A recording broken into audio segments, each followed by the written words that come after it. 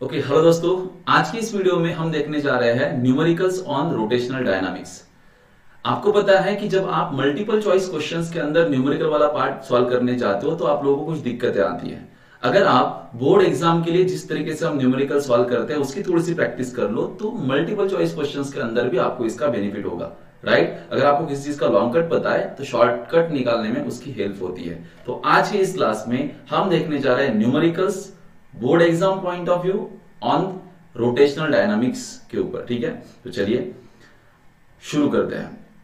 शुरू करने से पहले दो तीन इंपॉर्टेंट चीजें आपको पता होनी चाहिए। जैसे फर्स्ट चीज ये है कि आपको क्या करना है, एक फॉर्मूला लिस्ट बनानी है। रोटेशनल डायनामिक्स आपने पढ़ा है, यस। रोटेशनल डायनामिक्स जो चैप्टर आपने पढ़ा, किसी भी नोट्स में से या किसी गाइड में से या किसी भी एमसीक्यू के बुक में से आप एक अच्छी सी फॉर्मूला लिस्ट बना लीजिए, यानी कि उसमें खाली फॉर्मूले होने चाहिए। ये चैप्टर में इतने फॉर्मूले आते हैं और ये सब फॉर्मूले मुझे याद है, क्योंकि अगर आपको फॉर्मूले याद नहीं है तो न्यूमेरिकल समझ में नहीं आएंगे।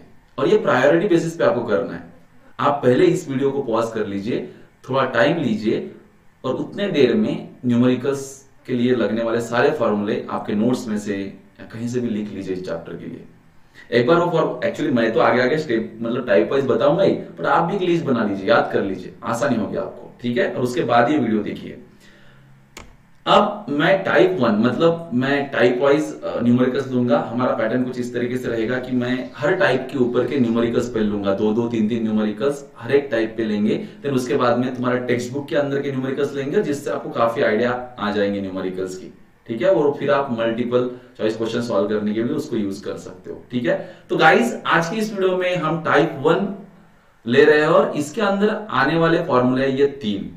मतलब मैं आज जितने भी न्यूमेरिकल्स लूंगा मोस्ट ऑफ द प्रॉब्लम्स में ये तीन फॉर्मूले हम यूज करेंगे। तीनों फॉर्मूले आपको पता है। पहला फॉर्मूला है v is equal to R omega, linear velocity और एंगुलर वेलोसिटी के बीच में का रिलेशन है। v is equal to R omega, याद होगा आपको।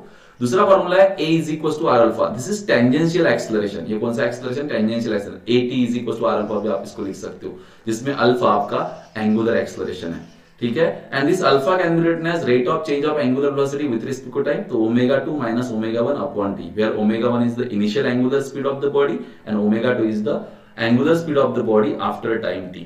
या इसको ये आप ऐसे भी लिख सकते हो। क्यों? क्योंकि omega is basically 2 pi n, तो ओमेगा 2 हो जाएगा 2 पाई n2 और ओमेगा 1 हो जाएगा 2 पाई n1। जहां से 2 पाई को बाहर निकालूंगा तो अंदर रहेगा n2 minus n1 upon t। तो ये कुछ फॉर्मूले हैं। ठीक है, आई होप आपको समझ में आए तीनों फॉर्मूले। अब हम प्रॉब्लम को सॉल्व करना शुरू करते हैं। किसी भी न्यूमेरिकल को जो आप सॉल्व करते हो board exam point of view, तो मैं ऑलरेडी बता चुका हूं कि उसकी तीन स्टेप होगी। पहले आप लिखेंगे उस प्रॉब्लम का डेटा, देन उस डेटा के ऊपर से आप डिसाइड करोगे कि मुझे फॉर्मूला कौन सा यूज करना है, एंड फॉर्मूला में सिलेक्ट करने के बाद डेटा में से उसमें वैल्यू पुट करके आपको उसके लिए करने हैं कैलकुलेशन। कैलकुलेशन के लिए जहां तक के पॉसिबल है आप लॉग टेबल का यूज कीजिए, और जहां लॉग टेबल के बिना काम हो सकता है वहां पे ही आप डायरेक्ट मल्टीप्लिकेशन या डिवीजन कर सकते हो, बट कैलकुलेशन के लिए लॉग टेबल का यूज करो। ठीक है, जिसमें आपको फायदा होगा, कॉम्प्लेक्स कैलकुलेशन आसान हो जाएगी, करेक्ट आंसर आएंगे। ठीक है, तो ये न्यूमेरिकल्स की स्टेप्स हमको फॉलो करनी है।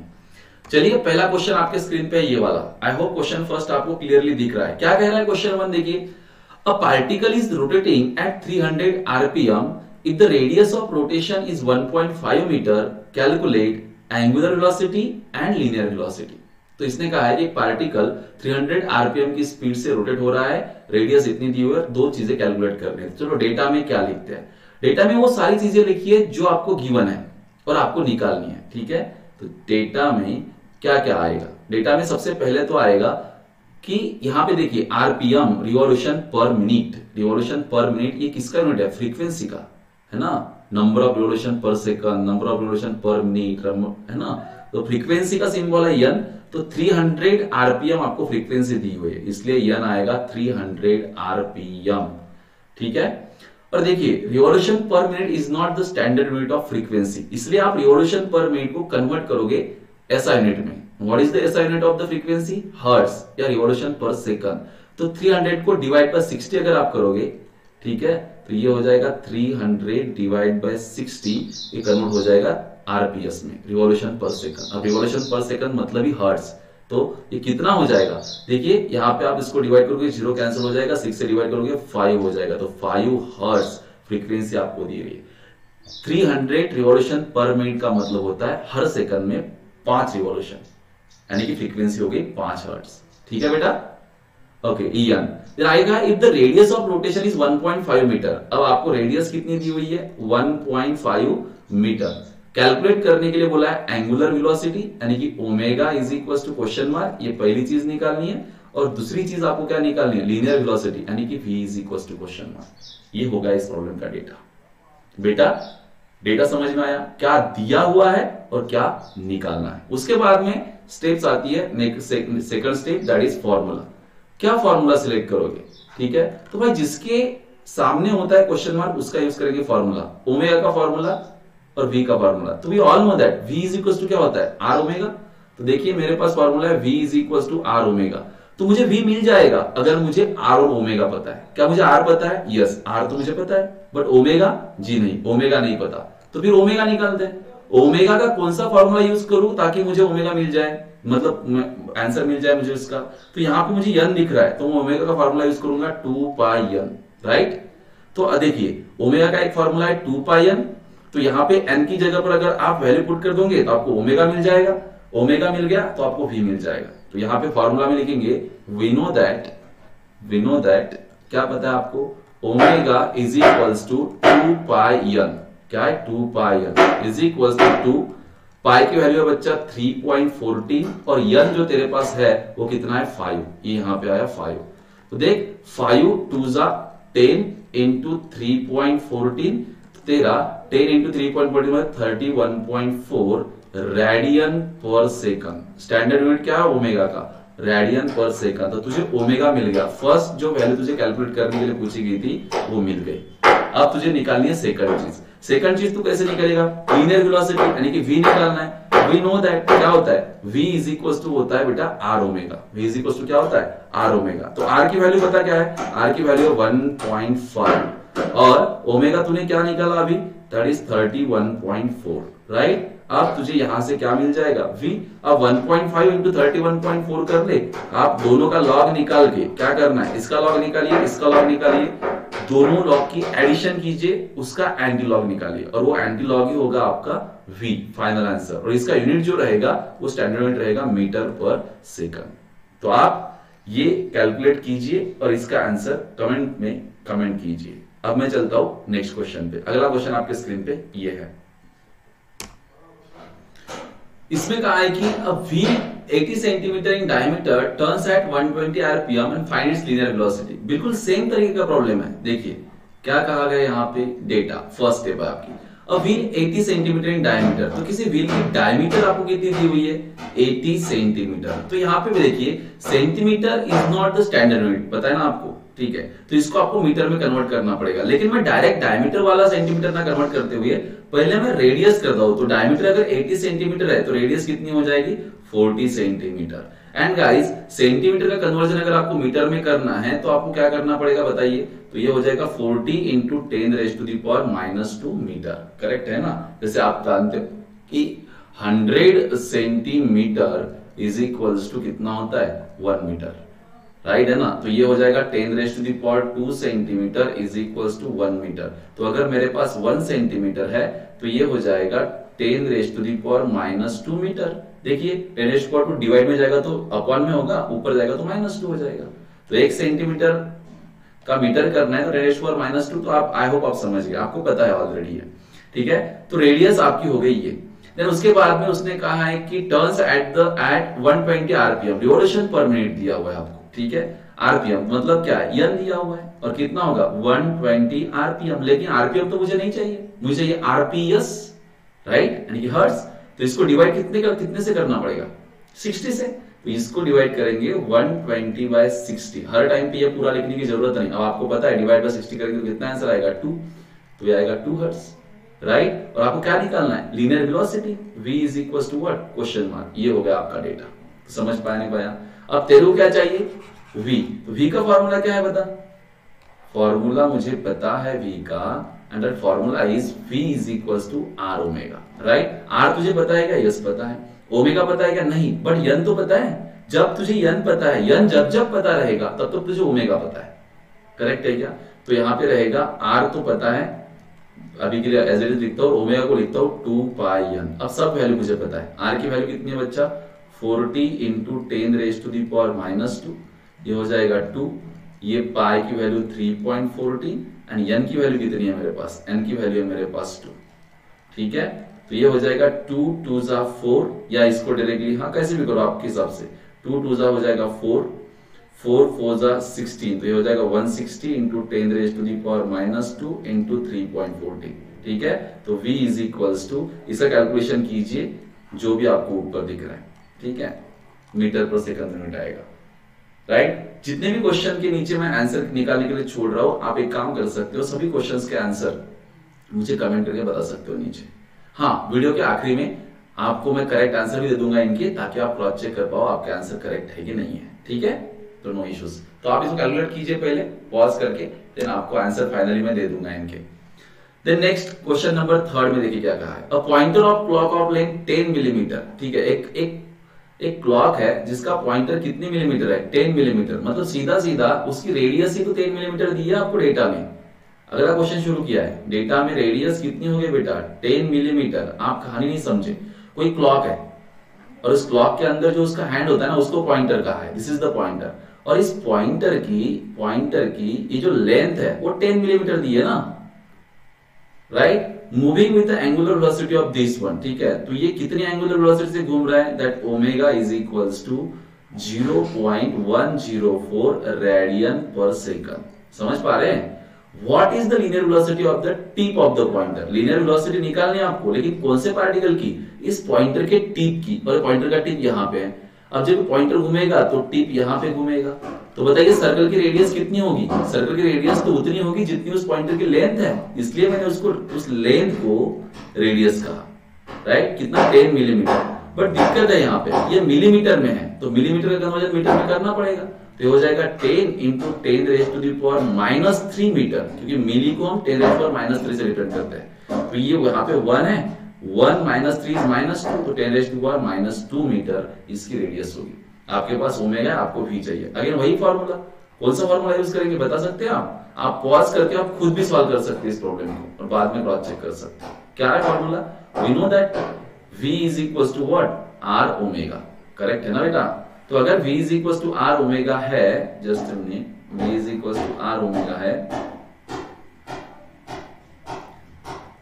तो v इज इक्वल्स टू इसको लिखा जा सकता है 2 पाई n, राइट। अब r की तेरे पास वैल्यू है, r की वैल्यू है तेरे पास 10 raise to the power -2, 2 as it is 3.14 और इनटू ये जो n है, n सॉरी आपको तो गिवन डायरेक्ट ओमेगा गिवन है आपको, सॉरी माय मिस्टेक।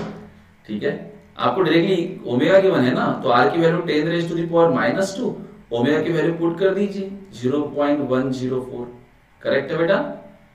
तो आपको v मिल जाएगा कि नहीं मिल जाएगा, मिल जाएगा। v इज इक्वल्स टू, इसको कैलकुलेट कीजिए, ये मिल जाएगा आपको let's say 1.04 into 10 raise to the power -3 metre per second. I hope कि आप समझ पाए। ठीक है, एक बार क्रॉस चेक कीजिए क्या गया है। एक पॉइंटर दिया था जिसकी लेंथ दी थी, तो लेंथ दी है मतलब ही रेडियस दी है, क्योंकि आपको टिप वाला ही टिप को ही अंडर स्टडी रखना है ऐसे केसेस में। ठीक है, होता है, बताया है उसने वैसे, राइट। और ओमेगा गिवन था और v पूछा था, तो v is equals to r omega को मद्देनजर रखते हुए आप सॉल्व करोगे।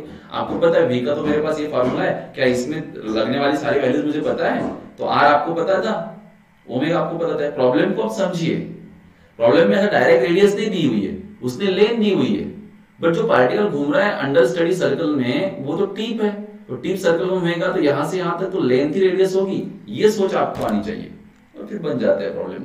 ठीक है, देन अगला क्वेश्चन है, a car uniformly accelerate so that in a distance of 330 metre its speed increases from 36 km/h to 54 km/h if the diameter of the wheel is 0.8 meter. Find the angular acceleration. इसने कहा है कि एक car 330 metre के अंदर अपनी speed को 36 km/h से 54 km/h तक चेंज कर रही है, यानी कि बॉडी की जो वेलोसिटी है वो इंक्रीज हो रही है, एक्सेलरेट हो रही है बॉडी, राइट। अगर उसके टायर, उसके जो व्हील है उसकी डायमीटर 0.8 मीटर है, तो एंगुलर एक्सेलरेशन कैलकुलेट करना है। सिंपल क्वेश्चन है, देखिए क्या स्टेप्स है। अच्छा, डेटा में जो कन्वर्जन करना है उसके ऊपर भी आपको फोकस करना है। ठीक है, चलिए डेटा में क्या क्या है अपने पास। पहली बात तो डिस्टेंस s है आपके पास में 330 मीटर, ठीक है, ये its speed increases from 36 kilometre. तो इनिशियल स्पीड आपके पास कितनी है, 36 किलोमीटर पर आवर। देखिए भाई साहब, जब भी आपके पास स्पीड या वेलोसिटी किलोमीटर पर आवर में है तो मोस्ट ऑफ द टाइम आपको उसको मीटर पर सेकंड में कन्वर्ट करना होता है, क्योंकि स्पीड का या वेलोसिटी का जो स्टैंडर्ड यूनिट है वो मीटर पर सेकंड है। तो आप क्या करेंगे, किलोमीटर पर आवर का कन्वर्जन मीटर पर सेकंड में करेंगे। तो कैसे करेंगे, वी ऑल नो दैट। देखिए किलोमीटर पर आवर, 1 किलोमीटर यानी कितना होता है यार, वो होता है 1000 मीटर, और 1 आवर मतलब कितने सेकंड होते हैं, तो वो होता है 3600 सेकंड, राइट। तो अगर मैं ये दो जीरो इन दो जीरो के साथ कैंसिल करूं तो मुझे मिलेगा 10/36 मीटर पर सेकंड। अगर इसको और डिवाइड करूं तो ये मिल जाएगा मुझे 5/18 मीटर पर सेकंड। तो 1 kilometre per hour is equal to 5/18 metre per second. तो ये कितने किलोमीटर पर आवर है, 36 किलोमीटर पर आवर। तो जब भी किलोमीटर पर आवर का कन्वर्जन आपको मीटर पर सेकंड में करना है तो एक को आप कन्वर्ट कर लो तो 5/18 से मल्टीप्लाई कर लो, तो 36 को 36 करना पड़ेगा ना, 36 into 5/18 metre per second, right. अब 18 से इसको डिवाइड भी होता तो क्या होगा, 18 1 जा 18, 18 2 जा 36, 2 5 जा 10, तो हो जाएगा 10 metre per second. 36 kilometre per our की स्पीड से जब भी कोई व्हीकल ट्रैवल कर रही है, इसका मतलब वो 10 मीटर पर सेकंड की स्पीड से ट्रैवल कर रही है। इन द सेम वे उसकी नेक्स्ट वेलोसिटी वो है 54 किलोमीटर पर आवर। फिर से किलोमीटर पर आवर का कन्वर्जन मीटर पर सेकंड में करना पड़ेगा। This will become 54 into 5/18, okay, वो मीटर पर सेकंड में आएगा, राइट। अब 18 से इसको डिवाइड होगा तो 18 3 जा 54 और ये हो जाएगा 15 मीटर पर सेकंड, राइट। आएगा डायमीटर ऑफ द व्हील 0.8। तो डायमीटर भाई अगर 0.8 है तो रेडियस कितनी होगी, 0.4 मीटर, करेक्ट है। और क्या पूछा है, अल्फा पूछा है, एंगुलर एक्सेलरेशन पूछा है, राइट। ये होगा इस प्रॉब्लम का डेटा। इस प्रॉब्लम को सॉल्व करने के लिए क्या करना है, इस प्रॉब्लम में आपको दो वेलोसिटीज गिवन है, राइट। अल्फा पूछा है, तो देखिए अल्फा निकालने के लिए मैं इसको यूज कर सकता हूं, a is equal to R alpha, क्योंकि अल्फा इज इक्वल टू हो जाएगा a/r। अब देखिए मुझे निकालना अल्फा है, अगर मुझे कैसे तो भी a और r पता चल जाए तो मुझे अल्फा की वैल्यू मिल जाएगी। इसमें a एक्सेलरेशन है और r रेडियस है। रेडियस तो ऑलरेडी मुझे पता है, नोन है 0.4, बट मुझे a निकालना है। अब a निकालने के लिए मेरे पास फार्मूले तो है, बट क्या उन फार्मूला में मैं इसमें से कुछ पुट कर सकता हूं। दो वेलोसिटीज वाला फार्मूला कौन सा है, तो एक काइनेमेटिक, जब कुछ ना सोचे तो काइनेमेटिक इक्वेशन आप यूज कर सकते हो, ठीक है। और इस काइनेमेटिक तो देखिए फार्मूला में कौन सा यूज करोगे, तो मैं ये यूज करूंगा, v² is equal to u² plus twice as, right. अब v मतलब फाइनल वेलोसिटी कितनी थी 15, तो यहां पे आएगा 15 का स्क्वायर। तो समझ पा रहा है ना, ओके। प्लस u मतलब इनिशियल वेलोसिटी, इसका स्क्वायर, ये है 10, तो 10 का स्क्वायर प्लस 2, a तो मुझे निकालना है और s की वैल्यू दी है 330, ये भी मुझे पुट करनी है, राइट। 15 का स्क्वायर हो जाएगा 225 इज इक्वल 10 का हो जाएगा 100 प्लस ये 330 मल्टीप्लाई बाय 2 ये हो जाएगा 660 इनटू ये। अब 100 को इधर लेकर जाते हैं तो ये हो जाएगा 125 इज इक्वल टू 660a। तो यहां से मुझे a मिल जाएगा 125 डिवाइड बाय 660, तो a की कुछ वैल्यू मिल जाएगी आपको मीटर पर सेकंड में, राइट। अच्छा, आपको इसको बॉक्स करने की जरूरत है नहीं, क्योंकि आपको ये नहीं पूछा गया था। एक्सेलरेशन पूछा था क्या आपको, नहीं। आपको क्या पूछा गया था, आपको पूछा गया था अल्फा। और अल्फा कैसे निकालोगे आप, तो अल्फा आप कैलकुलेट करोगे, so therefore alpha is equal to what, a/r। Alpha is equal to क्या हो जाएगा, a/r। अब भाई a की वैल्यू तो अभी अभी यहां पे निकलेगा, ये यहां से कैलकुलेट कर ले, इसका लॉग निकाल, इसका लॉग निकाल, दोनों लॉग की सब्सट्रैक्शन उसका एंटी लॉग, और ये उसका वैल्यू हो जाएगा, ठीक है। और a की वैल्यू इस फॉर्मूला में पुट कर दे, रेडियस पुट कर दे, इसको भी वैसे ही उसी तरीके से सॉल्व कर दीजिए, मुझे अल्फा मिल जाएगा। तो समझ पा रहा है ना। और अल्फा का जो भी वैल्यू आएगा उसका यूनिट रहेगा रेडियन पर सेकंड स्क्वायर। तुझे दिख रहा है, यस। तो ये क्वेश्चंस मैंने लिए। इसके बाद में ये क्वेश्चन अगर आपने अच्छे से सॉल्व किया और आपको समझ में आए हैं तो सभी आंसर कैलकुलेट कीजिए और नीचे पहले कमेंट कीजिए आंसर्स की। चारों क्वेश्चन की लगे तो आप कंबाइन कमेंट कर सकते हो, ठीक है। उसके बाद में ये दो प्रॉब्लम आपको दिख रहे हैं, ये आपको प्रैक्टिस के लिए है। क्वेश्चन नंबर 5, क्वेश्चन नंबर 6, इनमें कौन सा फॉर्मूला यूज करना है और इसमें कौन सा यूज करना है ये भी आपको यहाँ पे बताया है। आप इसको भी कैलकुलेट कीजिए और ये जो प्रॉब्लम फॉर प्रैक्टिस है इनके आंसर भी आप चाहो तो कमेंट कर सकते हो नीचे। इसके बाद आपके लिए जो भी अब तक क्वेश्चन हुए हैं ठीक है, इनके आंसर्स देख लीजिए, जो भी आंसर आपने निकाले आपके आंसर चेक कर लीजिए। क्वेश्चन नंबर 1 का आंसर क्या आएगा आपका? क्वेश्चन नंबर 1 में आपको वेलोसिटी निकालने के लिए बोला था, उसका आंसर आएगा 47.10 metre per second. Question number 2 में भी आपको वेलोसिटी पूछी गई थी, यह आएगा 10.05 मीटर पर सेकंड। देख लीजिएगा, अब आप खुद को चेक कर सकते हो। क्वेश्चन नंबर 3 में भी आपको वेलोसिटी निकालनी थी। क्वेश्चन नंबर 4 जो प्रीवियस स्लाइड पे है, ये इसमें एक्सेलरेशन भी निकालना था और अल्फा। एक्सेलरेशन पूछा नहीं था, बट इसकी भी वैल्यू आपको पता होनी चाहिए ना, तो इसमें मैंने एक्सेलरेशन की वैल्यू भी बता दी है। एक्सेलरेशन आएगा उसमें 0.189 मीटर पर सेकंड स्क्वायर और एंगुलर एक्सेलरेशन ये आता है। ठीक है, तो ये टाइप 1 के प्रॉब्लम थे। टाइप 2 का नेक्स्ट वीडियो आपके मतलब आपको मिल जाएगा इसी चैनल पे।